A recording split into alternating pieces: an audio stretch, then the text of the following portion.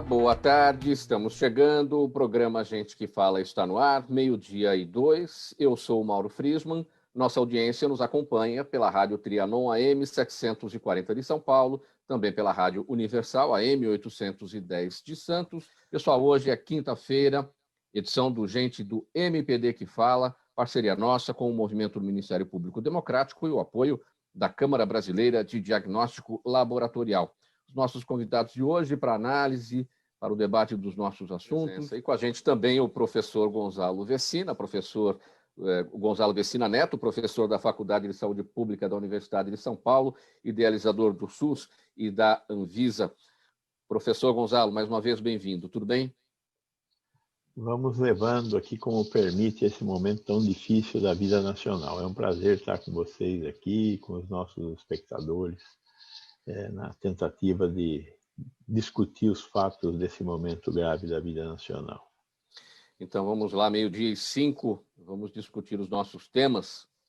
Após quase um mês, a Procuradoria-Geral da República ainda não se manifestou em relação à notícia crime encaminhada ao Supremo Tribunal Federal pelo delegado Alexandre Saraiva, que acusa o ministro Ricardo Salles de atuar em favor de madeireiros com cargas apreendidas. Após receber o material, a Procuradoria-Geral da República pediu esclarecimentos ao ministro, mas ainda não deu sua posição.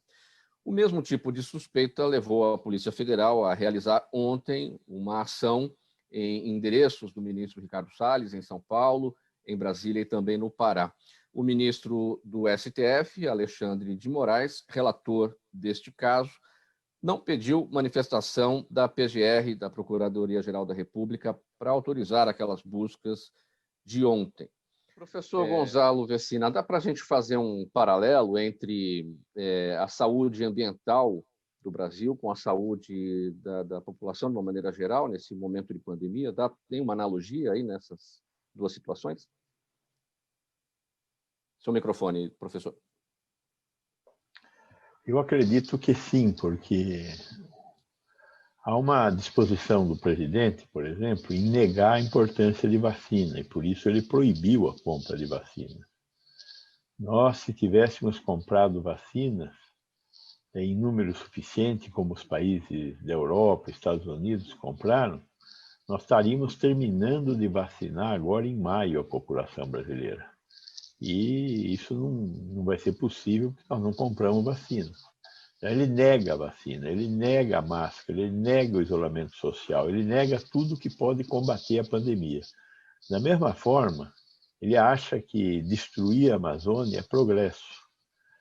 Aumentar a área de pastagens é progresso.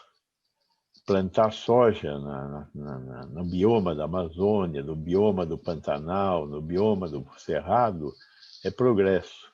Quer dizer, ele enxerga tudo errado que todo mundo enxerga.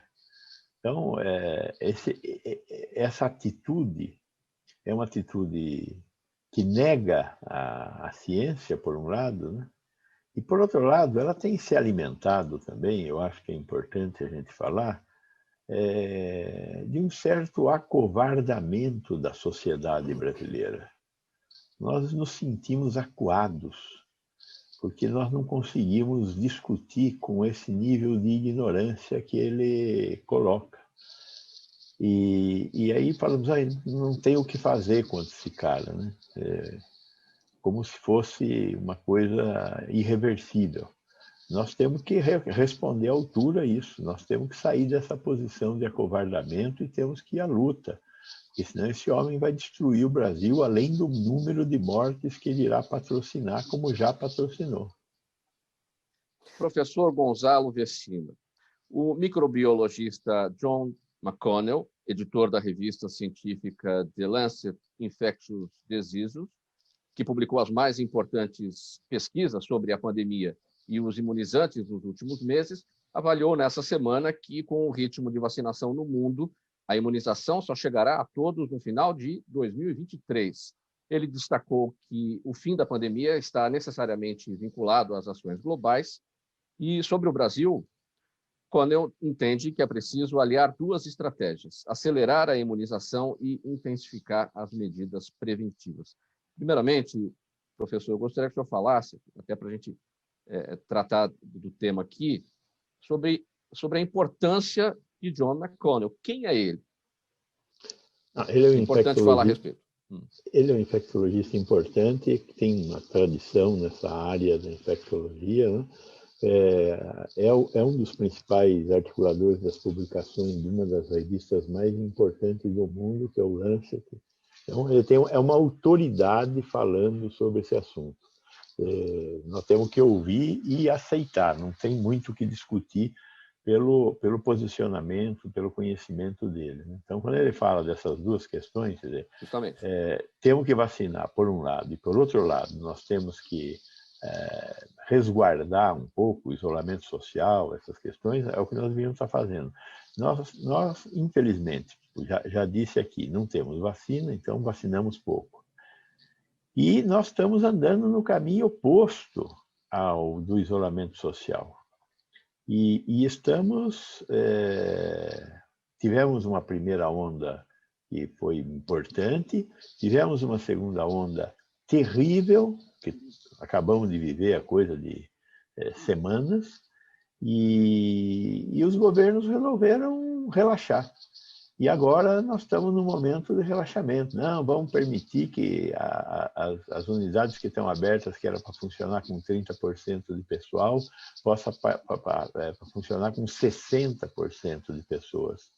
Essa doença é uma doença de veiculação aérea, então é um risco imenso que nós estamos correndo. Então, o que nós vamos ter? Vamos ter um recrudescimento, vamos ter a tal da terceira onda, e com um pouco de sorte, se não chegar aqui a variante indiana, né? Porque nós não estamos tomando conta das fronteiras.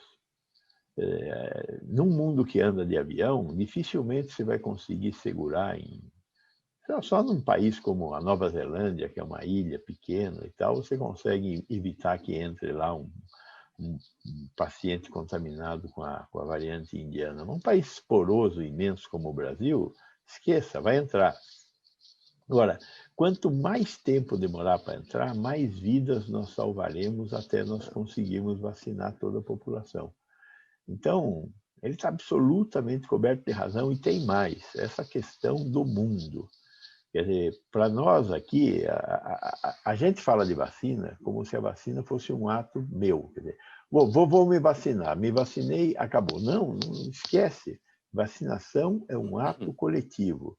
Se todos não se vacinarem, é como se ninguém tivesse se vacinado. Porque enquanto nós tivermos casos novos, nós poderemos ter uma variante aparecendo. E essa variante aparecendo, ela poderá pôr por terra todo o serviço feito se essa variante for uma variante que seja resistente às vacinas. Então, enquanto 7 bilhões de habitantes da Terra não estiverem vacinados, essa pandemia vai continuar matando e ameaçando o mundo todo. Eu perguntei para o senhor, pedi para o senhor destacar quem é o John McConnell, porque ele lê em primeira mão os estudos que avaliam a segurança e a eficácia das vacinas contra a Covid-19. Para destacar aqui para o nosso público a importância de quem está falando a respeito do que o Brasil precisa fazer. Agora, temos uma notícia da manhã, professor Gonzalo. O Maranhão confirmou os primeiros casos por cepa indiana no Brasil. Essa informação vem da Secretaria de Saúde do Maranhão, confirmada pelo seu secretário de Saúde, o Carlos Lula, que também é o presidente do Conselho Nacional de Secretários de Saúde. Os contaminados foram 6 tripulantes de um navio que veio da África do Sul e foi fretado pela Vale para entregar minério de ferro lá no Maranhão, na capital São Luís. Quais os caminhos agora, a partir desse fato, professor? A gente viu isso. É possível conter dentro do navio esses casos. Tudo depende das condições em que os tripulantes estão e de você poder prestar assistência médica a eles. Se foi permitido o desembarque para que eles pudessem ter acesso a tratamento hospitalar em São Luís, isso complica bastante. E não deu para perceber pela notícia se houve ou não o desembarque desses tripulantes. Então, essa é uma questão muito importante do ponto de vista de segurar essa variante fora do Brasil. Se eles desembarcaram, nós estamos a meio caminho de piorar bastante o desastre que nós estamos vivendo. Se não desembarcaram, existe uma chance da gente jogar um pouco mais para frente a chegada dessa doença aqui no Brasil. Mas é dramático isso. E a falta de Anvisa nessa história, porque quem controla portos, aeroportos e fronteiras no país é a Anvisa. Se essa medida tivesse sido tomada pela Anvisa, eu tenho certeza que haveria uma chance maior de que a tripulação estivesse em quarentena e impedida de desembarcar. Agora, passageiros vindos da Índia pelos aeroportos já estavam impedidos de entrar, né? Estavam impedidos de entrar, mas de uma maneira inadequada. Que essa questão, o Brasil está falando só em fazer o teste 3 dias antes, o RT-PCR 3 dias antes. E o correto seria você ter a realização do RT-PCR na entrada no Brasil, que seria bastante difícil, eu reconheço, mas essa a medida correta, e 14 dias de isolamento antes de entrar no Brasil. Ou seja, teriam que ir para um hotel e passar 14 dias no hotel antes de poderem ter atividade normal no país, por enquanto. O diretor de cinema iraniano, Babak Kohandin, foi morto e teve o corpo esquartejado pelos próprios pais em Teherã.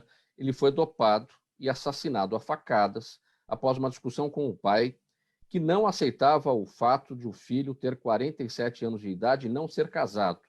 As declarações às autoridades do Irã, ou em declarações às autoridades do Irã, os pais de Kohandin disseram que não têm remorsos e não se sentem culpados por isso. Eles disseram também que assassinaram a filha e o genro do casal há 3 e há 10 anos, respectivamente. Mas como a ciência observa, professor Gonzalo, esse episódio?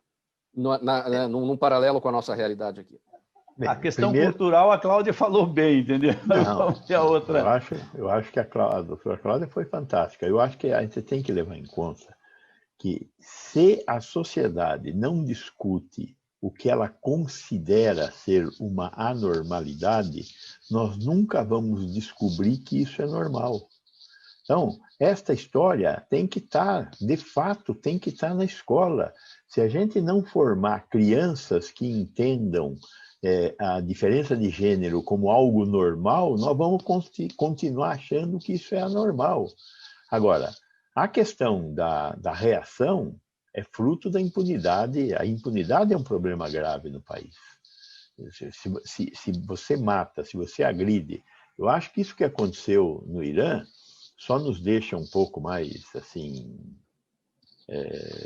estupefactos por causa da gravidade do pai, da forma como foi feito. Agora, isso acontece aqui no Brasil a todo momento. Em cada esquina. Em cada esquina acontece. As pessoas que fazem isso se autoelogiam, se arvoram de terem feito algo para corrigir a anormalidade. Então, essa discussão tem que estar na escola e essa discussão tem que ser enfrentada pelo judiciário de forma a não deixar mais esses crimes impunes. O resto não é doença. Isso não é doença. Isso é educação, isso é civilização. Não é um comportamento psiquiátrico. Não dá para tratar essas pessoas como se elas fossem drogaditos. Uma coisa é ser viciado em crack. Outra coisa é não aceitar uma diferença de gênero. Quem não aceita uma diferença de gênero, é lógico que tem lá seus problemas mentais, mas ele não aceita outras coisas também dentro da sociedade. E essa é uma questão que o direito tem que estar mais presente do que a medicina. A Vera Lima, com a gente, na nossa página no Facebook, professor Vecina. Ela pergunta se o Brasil está preparado para uma possível terceira onda da Covid-19 e se essa terceira onda já está a caminho. Ela já está a caminho, infelizmente já está aí. E existe a possibilidade de ser piorada com a variante da Índia. O Brasil não está preparado porque não tem vacina e não acredita em isolamento social. Professor Vecina, dá para a gente entender que o objetivo é limitar a retirada da desinformação, limitar a retirada de fake news. E quem mais tem sofrido com a questão das fake news é justamente a saúde, com tanta desinformação a respeito de tudo, aí, de vacinas e tudo mais, né? Impressionante o que tem de desinformação em relação à vacina e de tratamentos ineficazes. A gente precisa encontrar algum jeito de defender a sociedade disso, né? E é um jogo complicado esse jogo entre a tecnologia, essa transformação dos meios de comunicação, a Lei Geral de Proteção de Dados. Ou seja, nós estamos vivendo um momento muito paradoxal desse passo da informação e da necessidade da gente proteger a sociedade das fake news. Eu não tenho muitas respostas para isso. Sua despedida, professor Vecina, bem breve, por favor. Eu quero agradecer, foi ótimo o programa, foi excelente a troca de ideias aqui. Gostaria de ter mais tempo, só isso. Muito obrigado pela presença de todos. Termina aqui essa edição do Gente do MPD que Fala, parceria nossa com o movimento do Ministério Público Democrático e o apoio da Câmara Brasileira de Diagnóstico Laboratorial. Muito obrigado pela audiência. Tchau, até amanhã.